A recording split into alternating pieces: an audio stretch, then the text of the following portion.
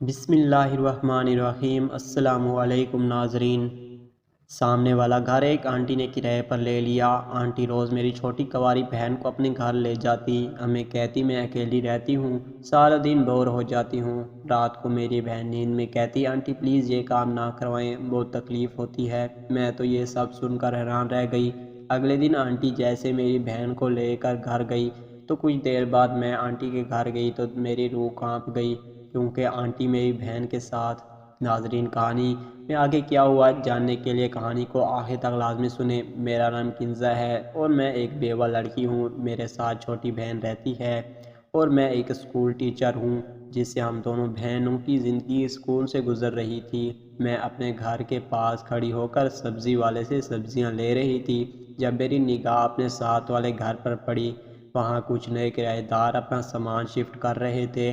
مجھے دوسروں سے بات چیت کرنا اچھا لگتا تھا، خاص کر کے نئے دوست بنانا میری عادت تھی۔ میں سبزی چھوڑ کر اس عورت کے پاس جا کر کھڑی ہو گئی، وہ جو لڑکیوں کو اور لڑکوں کو بتا رہی تھی کہ سامان کہاں کہاں رکھنا ہے۔ میں نے اس سے سلام دعا کی اور دیکھا کہ کوئی بڑا بندہ دکھائی نہیں دے رہا۔ میں نے اس سے پوچھا، انہوں نے کہا کہ میں بیوہ ہوں اور اسی لیے اکیلی ہوں۔ اس کی یہ بات سن کر مجھے کافی دکھ ہوا۔ پھر میں اسے اپنے ساتھ گھر لے آئی اور سخت گرمی تھی۔ میری چھوٹی بہن نے اسے شربت بنا کر دیا۔ وہ مجھ سے کافی عمر میں بڑی تھی، میں 22 برس میں ہی بیوہ ہو گئی تھی۔ وہ آنٹی میری بہن کو محبت بھری نگاہوں سے دیکھنے لگی اور پوچھا یہ کنواری لڑکی ہے؟ میں نے مسکرا کر کہا یہ ابھی تک کنواری ہے، اس کی شادی نہیں ہوئی۔ میرا جواب سن کر وہ مزید گہری نظروں سے میری بہن کی جانب دیکھنے لگی۔ وہ کہنے لگی میرے گھر میں سارا سامان بکھرا ہوا ہے، میں اکیلی اسے کیسے سمیٹوں گی؟ تم اپنی بہن کو میرے ساتھ کچھ ٹائم کے لیے بھیج دو، تمہاری مہربانی ہوگی۔ ہاں کیوں نہیں، بے شک لے جاؤ، مجھے کوئی اعتراض نہیں ہے۔ ایسا کرتی ہوں میں بھی آپ کے ساتھ چلتی ہوں۔ میں اس کے ساتھ تیار ہو گئی۔ وہ کہنے لگی اگر آپ برا نہ مانیں تو گھر میں رہ کر کھانا بنا دیں، مجھے بہت بھوک لگی ہوئی ہے۔ وہ اور ویسے بھی کام زیادہ نہیں ہے، آپ کی بہن میری مدد کر دے گی، اتنا ہی کافی ہے۔ اتنا کہہ کر وہ میری بہن کا ہاتھ تھام کر وہاں سے چلی گئی اور میں کھانا بنانے لگی۔ 4 گھنٹے کے بعد جب میری بہن گھر واپس آئی اور بہت ہی تھکی اور پریشان سی معلوم ہو رہی تھی۔ کیا ہوا ہے تمہیں، اتنی تھکی ہوئی کیوں ہو لگ رہی ہو؟ کیا زیادہ کام کر لیا ہے؟ کیا ضرورت تھی اتنا کام کرنے کی؟ میں اسے سمجھاتے ہوئے بولی۔ وہ کچھ کہنے کی بجائے سیدھا اپنے کمرے میں چلی گئی اور شاور لینے لگی۔ وہ 1 گھنٹے کے بعد شاور لے کر واپس آئی۔ اس کی عمر 17 سال تھی۔ میں نے اسے کھانا دیا اور کہا تم کھانا میں آنٹی کے گھر کھانا دینے جا رہی ہوں۔ نہیں آپ رہنے دیں آپی، میں خود ہی چلی جاؤں گی اس کے گھر کھانا دینے، آپ کیوں بلا وجہ زحمت کریں گی؟ میری بہن نے ڈرتے ہوئے لہجے میں کہا اور مجھ سے کھانا لے کر وہ خود تیزی سے وہاں سے چلی گئی اور میں اس کی جانب دیکھنے لگی کہ اسے ایسا کیوں کیا، مجھے کیوں نہیں؟ آدھے گھنٹے بعد جب وہ کھانا دے کر واپس آئی تو مزید پریشان نظر آ رہی تھی۔ میں نے اس کے لیے چائے بنائی تھی مگر وہ چائے پیے بنا ہی بستر پر لیٹ گئی۔ میں بھی چائے پی کر اپنے بستر پر سو گئی۔ آدھی رات کا وقت تھا جب مجھے اپنی بہن کی آواز سنائی دی۔ میں فوراً بیٹھی اور کمرے کی لائٹ آن کی۔ وہ نیند میں کچھ کہہ رہی تھی۔ میں اپنا کان اس کے قریب لائی۔ وہ کہہ رہی تھی آنٹی مجھ سے یہ کام مت کروائیں، مجھ سے یہ نہیں ہو رہا، مجھے بہت تکلیف ہو رہی ہے۔ وہ نیند میں بار بار یہی کہہ رہی تھی۔ میں پریشان ہو گئی کہ وہ ایسا کیوں کہہ رہی ہے۔ آنٹی نے اس سے ایسا کون سا کام کروایا ہے جو ابھی بھی تکلیف دے رہا ہے؟ میں نے اسے نیند سے نہیں جگایا۔ صبح جب وہ سو کر اٹھی تو میں نے اس سے پوچھا تم نیند میں کیا کہہ رہی تھی؟ آنٹی تم سے ایسا کون سا کام کرواتی ہے جو تمہیں تکلیف دیتا ہے؟ نہیں میں نے ایسا کچھ نہیں کہا، آنٹی تو صرف مجھ سے گھر کے کام کرواتی ہے، اس سے زیادہ کچھ نہیں۔ اپنی بہن کا جواب سن کر میں خاموش ہو گئی۔ ہاں شاید وہ سچ کہہ رہی ہوگی، زیادہ کام کرنے کی وجہ سے وہ تھک گئی ہوگی، میں اس سے کم ہی گھر کے کام کرواتی تھی۔ اچھا اب آنٹی کے گھر جانے کی کوئی ضرورت نہیں ہے، وہ خود ہی آپ اپنے کام کر لے گی۔ میں نے اسے وہاں جانے سے منع کر دیا اور خود گھر کے کام کرنے لگی۔ کام سے فارغ ہو کر لاؤنج میں آئی تو دیکھا میری بہن وہاں پر نہیں ہے۔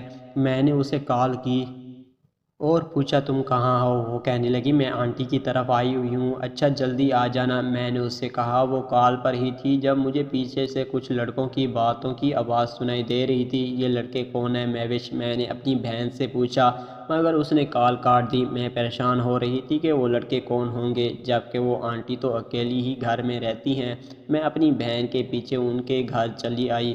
میں باہر کھڑی تھی کہ جب میں گیٹ کے پاس آ گئی تو مہوش آ گئی اور کہنے لگی آپ جلدی سے گھر چلیں۔ وہ میرا ہاتھ پکڑ کر مجھے گھر لے آئی۔ کیونکہ کیا ہوا مہوش؟ کیوں کیا ہوا مہوش؟ تو اتنی بڑا کیوں رہی ہے؟ اور اس آنٹی کے گھر میں لڑکے کون تھے؟ کوئی بھی لڑکے نہیں تھے آپی، آپ کو کوئی غلط فہمی ہو رہی ہے، مہوش نے جواب دیا اور اپنے کمرے میں چلی گئی۔ رات کا کھانا کھا کر وہ بستر پر لیٹی اور سو گئی۔ میں موبائل پر کام کر رہی تھی جب مجھے مہوش کی آواز سنائی دی۔ میں نے کمرے کی لائٹ آن کر دی تو دیکھا مہوش کا چہرہ پسینے سے شرابور تھا۔ آنٹی پلیز مجھ سے یہ کام نہ کروائیں، یہ کام نہیں کر سکتی، مجھے وہ خوف زدہ انداز میں کہہ رہی تھی۔ میں نے اسے نیند سے جگایا اور پوچھا تمہیں کیا ہو رہا ہے؟ تم نے پھر سے کون سا کام کیا ہے؟ کس کام کی بات کر رہی ہو؟ مجھے سچ بتاؤ آنٹی تم سے کون سا کام کرواتی ہے؟ مجھے نیند آ رہی ہے، آپ ہی مجھے سونے دیں۔ اتنا کہہ کر وہ دوبارہ آنکھیں بند کر کے سو گئی۔ اس کا ہر دن نیند میں ایک ہی بات کہنا مجھے بہت پریشان کر رہا تھا۔ وہ مجھے سچ نہیں بتا رہی تھی، اس لیے مجھے سچ جاننے کے لیے آنٹی کے گھر ہی جانا پڑا۔ میں صبح ہونے کا انتظار کرنے لگی۔ میں گھر کے کام کر رہی تھی، میری بہن مجھے بتائے بنا آنٹی کے گھر چلی گئی۔ میں بھی فوراً اپنی بہن کے پیچھے آنٹی کے گھر چلی گئی۔ آنٹی کا گھر بہت بڑا تھا اور ہر طرف سامان بکھرا ہوا تھا۔ سیٹ کروانے نہیں بلاتی تو میری بہن کو تو پھر کس کام کے لیے بلواتی ہے؟ میں ہر طرف مہوش اور آنٹی کو دیکھنے لگی، وہ کہیں بھی دکھائی نہیں دے رہے تھے۔ میں ہر کمرے میں انہیں تلاش کرنے لگی۔ آخر مجھے ایک کمرہ مہوش کے رونے کی آواز آئی۔ میں دروازہ کھول کر فوراً کمرے میں داخل ہوئی۔ سامنے اپنی بہن کی حالت دیکھ میرے اوسان خطا ہو گئے۔ وہ آنٹی تو میری بہن کے ساتھ بہت سے لڑکوں کی مالش کروا رہی تھی۔ آنٹی یہ کیا غلط حرکت کر رہی ہیں؟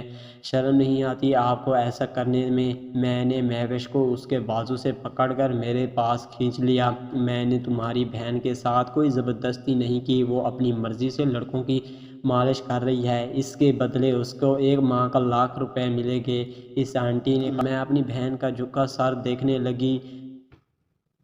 مجھے معاف کر دیں آپی، گھر کے حالات ٹھیک کرنے کے لیے میں نے یہ سب کچھ کر رہی ہوں۔ آخر کب تک آپ گھر کے سارے اخراجات پورے کریں گی؟ اپنی بہن کی بات سن کر میری چپ ہو گئی۔ مجھے سمجھ نہیں آ رہی تھی۔ میں اپنی بہن کو لے کر گھر آ گئی اور اسے سمجھایا کہ یہ پیسے غلط طریقے سے نہیں کمائے جاتے، ہم کم کھا رہے ہیں مگر عزت کا کھا رہے ہیں، عزت میں سکون ہے، اسی لیے آج کے بعد ایسا گندا کام مت کرنا۔ میں نے اسے پیار سے سمجھایا اور وہ